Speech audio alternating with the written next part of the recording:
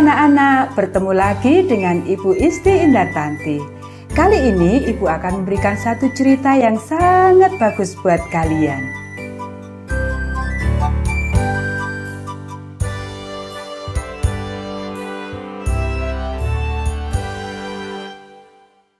Kembali ke masa depan.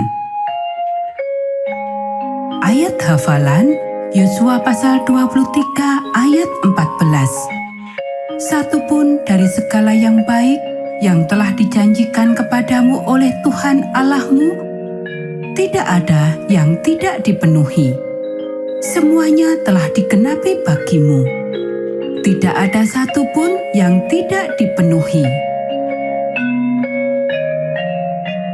Pekabaran pelajaran ini, aku mengetahui bahwa Allah menepati janjinya karena nubuatan Alkitab menjadi kenyataan.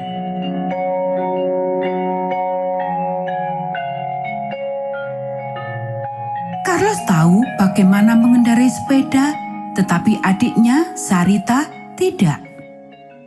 Sarita ingin belajar. Carlos, maukah engkau mengajariku naik sepeda? Sarita memohon. Aku akan mulai mengajarimu besok setelah pulang sekolah. Carlos berjanji. Aku mau pergi ke rumah Juan sekarang. Keesokan harinya setelah pulang sekolah, Carlos mengeluarkan sepedanya. Sarita berlari menghampirinya. Tetapi Carlos berkata, "Nanti saja Sarita, Juan mengajakku bermain bola bersamanya." Sarita mulai menangis dan berkata, "Tetapi engkau telah berjanji mengajariku setelah pulang sekolah hari ini." Carlos menjawab, "Aku tidak mau sekarang. Juan telah menungguku." Dan dia pergi.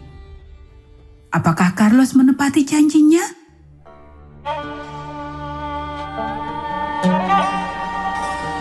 Allah tidak pernah melanggar janjinya. Ia selalu melakukan apa yang telah dijanjikannya, dan ia akan selalu begitu. Allah berjanji kepada bangsa Yahudi untuk memberikan seorang raja yang akan menyelamatkan mereka dan membawa kedamaian. Kita bisa baca dalam Mika pasal 5 ayat 1-5. Mereka diberitahu di mana ia akan lahir. Di Bethlehem akan datang seorang yang berkuasa atas Israel, yang berasal dari masa yang silam. Mika pasal 5 ayat 2. Janji ini diberikan 700 tahun sebelum benar-benar terjadi. Kemudian, 700 tahun kemudian, seorang bayi lahir di Bethlehem. Kelahiran bayi ini diumumkan oleh para malaikat di surga. Orang benar-benar mendengar para malaikat dengan telinga mereka sendiri.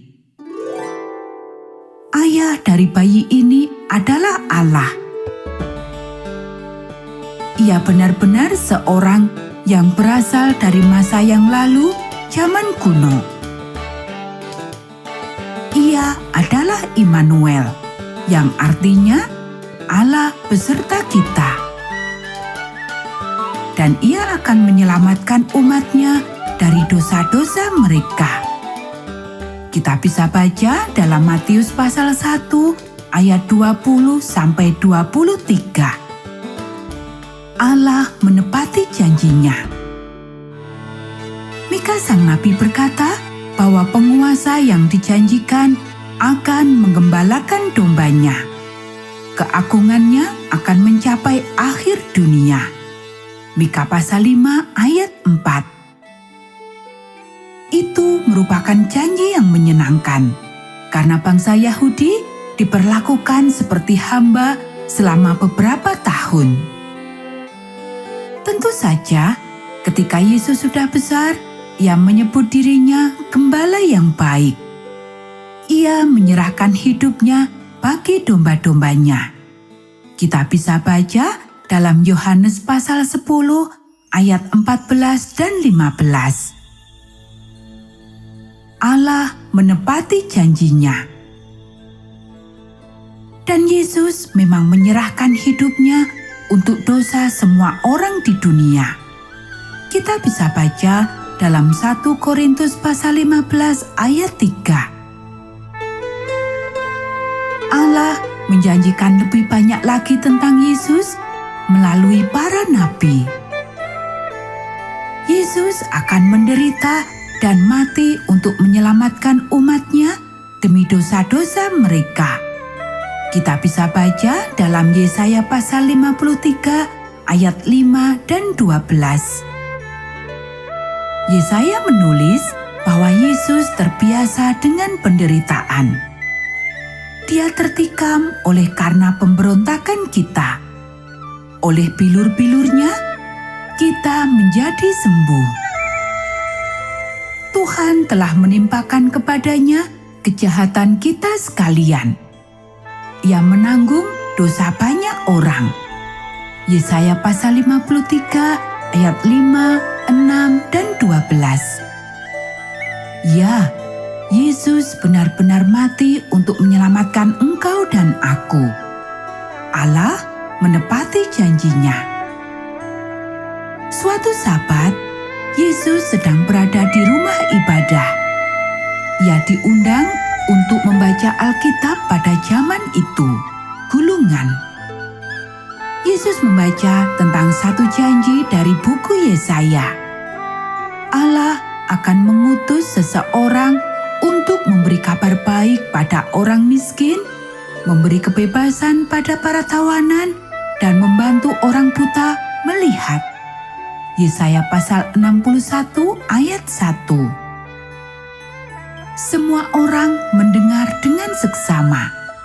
Dan kemudian Yesus menutup gulungan itu dan memberikannya kepada hadirin. Ia duduk untuk memimpin diskusi. Pada hari ini, genaplah nas ini sewaktu kamu mendengarnya. Lukas pasal 4 ayat 21. Ia mengumumkan. Dengan jelas ia berkata, "Akulah orang yang dijanjikan padamu." Janji ini telah digenapi. Sekarang adalah zaman kita, zaman akhir. Dan kita sedang menunggu janji terakhir Allah untuk digenapi. Janji yang diberikan para malaikat tepat setelah Yesus kembali ke surga. Apakah engkau mengingatnya? Yesus ini yang terangkat ke surga meninggalkan kamu akan datang kembali dengan cara yang sama seperti kamu melihat dia naik ke surga. Kisah Para Rasul pasal 1 ayat 11. Yesus sendiri berkata, "Aku akan datang kembali dan membawa kamu ke tempatku, supaya di tempat di mana aku berada, kamu pun berada." Yohanes pasal 14 ayat 3.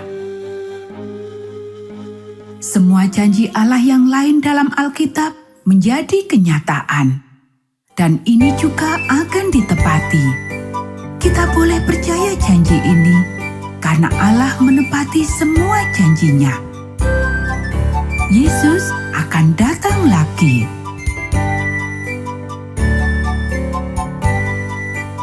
Nah anak-anak, demikianlah cerita kita pada saat ini. Kita akan bertemu kembali pada cerita Alkitab yang berikutnya.